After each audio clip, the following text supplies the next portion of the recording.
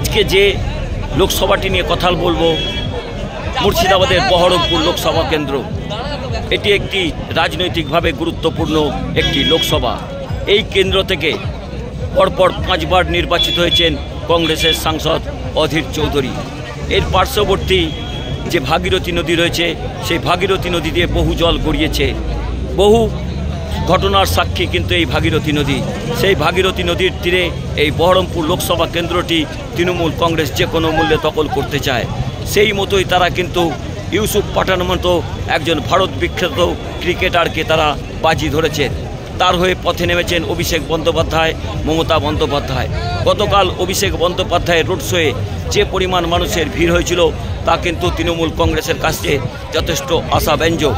অন্যদিকে আজকে তারই সমর্থনে তার ভাই ইরফান পাঠান তিনি পথে নামলেন। যে পরিমাণ মানুষ কিন্তু আজকে বেলডাঙ্গা থেকে কাজী সাহেব পর্যন্ত মিছিলে অংশগ্রহণ করলেন, তাতে তৃণমূল কংগ্রেস অত্যন্ত আশান্বিত হতে পারেন।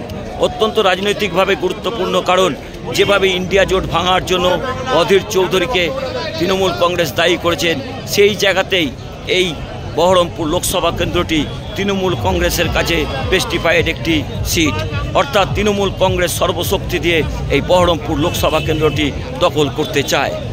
তবে এই ভাগীরথী আবারও সাক্ষী থাকবে যে এই কেন্দ্রে 5 বারের যে অধীর চৌধুরী জয়ের মিথ ইউসুফ পাঠান ভাঙতে পারবেন কিনা। তবে তার জন্য অপেক্ষা করতে হবে 4 জুন পর্যন্ত।